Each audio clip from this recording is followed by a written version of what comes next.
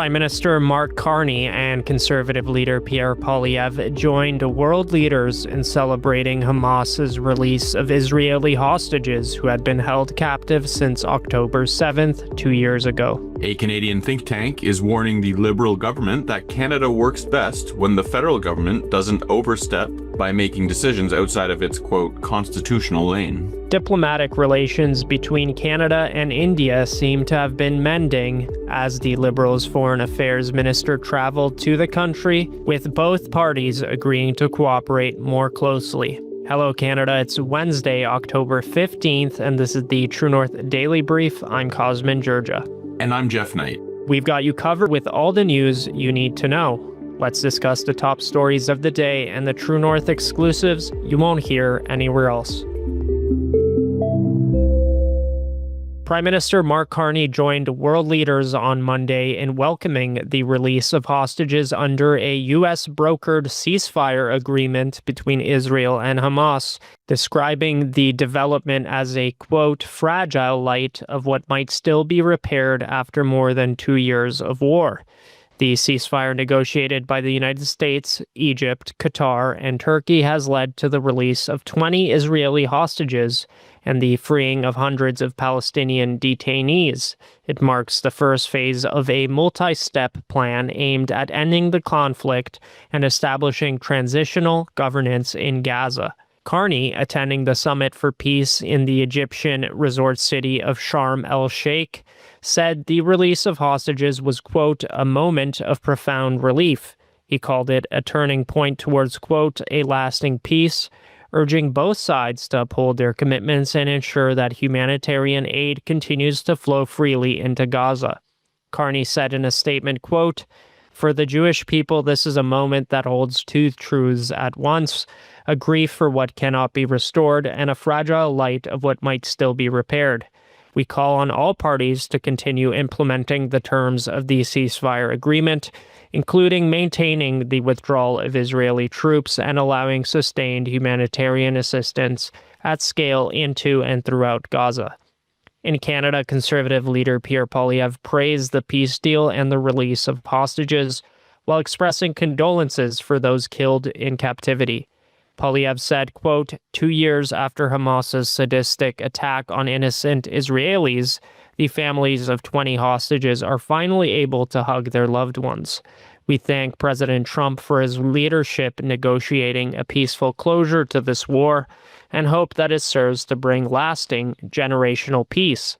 Just days earlier, Poilievre expressed hope, but noted Hamas must honor the terms of the agreement. And first of all, let me congratulate President Trump on a historic peace deal.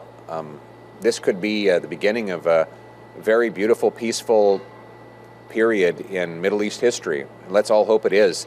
But it took his leadership, his diplomacy, and his strategy in order to secure this deal.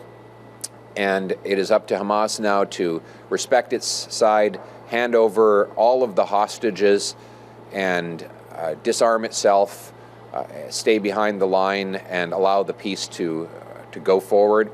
We want Palestinians and Israelis to live in peace, prosperity, and harmony. And hopefully there's a very bright future for all of the Abrahamic peoples who cherish the Holy Land. So, Geoff, this is obviously a significant deal and development in the Middle Eastern conflict that has engulfed the past 2 years. The world has been paying attention, and Donald Trump was able to negotiate and hammer out this deal with several Middle Eastern partners like Egypt, Qatar, etc., also helping. So what happens next, and is there a pathway to longer-lasting peace in Gaza? Well, Cosmin, what happens next in Gaza is a bit of a mixed bag, but the pathway to peace is laid out in a few key steps from that U.S.-brokered ceasefire agreement. First off, the release of those 20 Israeli hostages and hundreds of Palestinian detainees is just the start of a multi-step plan. The next phase involves Israel accepting a permanent ceasefire and Hamas releasing the remaining living male hostages, both civilians and soldiers, in exchange for more Palestinian prisoners. After that, the third stage is about releasing the remains of deceased Israeli hostages. Alongside this, there's a plan for demilitarizing Gaza under independent monitors, which includes decommissioning weapons and setting up an internationally funded reintegration program. The idea is to hand over Gaza territory from the IDF to the Israeli security forces over time, with the security perimeter remaining until Gaza is secure from any resurgent terror threats. There's also talk of an interfaith dialogue to change mindsets and push for peaceful coexistence. If Hamas delays or rejects the proposal, the plan still moves forward in terror-free areas. The goal is a prosperous Gaza committed to peace, but it's a fragile process, and whether it holds depends on both sides honoring their commitments and the international community keeping the pressure on. It's going to be a long road, but this ceasefire is the first step towards something that might actually last.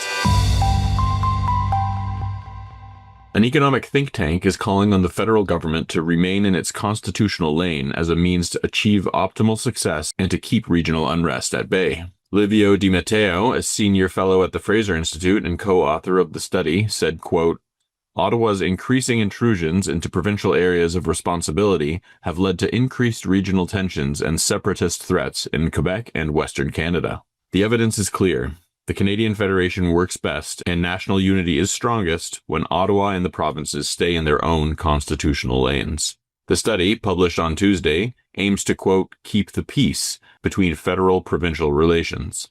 The researchers outlined the different responsibilities between the two branches of government and reviewed conflicts throughout history that stemmed from the federal government overstepping its boundaries. The study reads, quote, while such intrusions may have been necessary during periods of national crisis, experience tells us that Canada usually works best when the two levels of government stick to their constitutional lanes. When Ottawa has extended its reach into provincial jurisdiction in the past, it has often exacerbated political tensions, which then often pose a risk to national unity. So, Cosmin, what are some of these examples of the federal government overstepping its constitutional authority into provincial jurisdiction? Well, with 9 years of Liberal government, well, going on 10 years of Liberal government, there's a lot of examples to point to. And they're not just academic. Over the years, we've seen concrete cases of Ottawa reaching past its lane, causing friction between provincial partners, and straying into areas that were originally covered by provinces. So a few examples, the Impact Assessment Act is a major one, and that has been a sticking point for Alberta Premier Danielle Smith, who has called it unconstitutional. And actually, the Supreme Court of Canada said the federal government went too far with the Impact Assessment Act and its regulations, which essentially clamps down on the oil and gas industry. The court ruled in that case that while the federal government has a role in environmental protection throughout Canada, what they produced in the IAA as a bill tried to give Ottawa power over projects that are entirely within provincial jurisdiction. So they're trying to overregulate, extend their regulation beyond the limits imposed on them by the Constitution. So the court in that case also ruled that the act was ultra vires, which is outside Parliament's powers, not within its scope. So this is a real current example of Ottawa overreaching, at least in parts of this act, as it's been laid out by the court. Other cases are, right now, we see Mark Carney trying to get his government to intervene and ask the Supreme Court to weigh in on the notwithstanding clause. And there's been a lot of discussion about this by people way more knowledgeable about this topic than I am.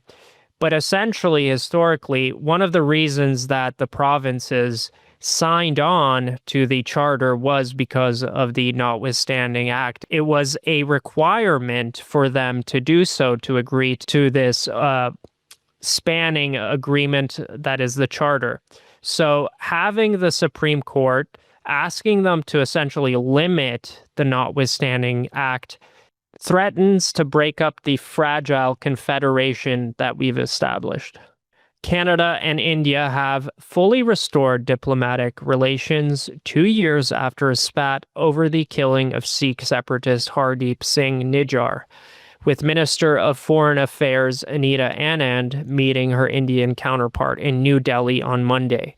Anand's trip to India follows a prolonged cooling of relations between the two countries sparked by accusations surrounding India's alleged involvement in the assassination of a Sikh activist on Canadian soil. The two countries released a joint statement outlining a, quote, new roadmap for Canada-India relations, promising closer cooperation in trade, clean energy, artificial intelligence, agriculture, and critical minerals. Both governments said the effort reflects mutual respect for shared democratic values, the rule of law, and sovereignty, and will aim to restore stability after years of tension.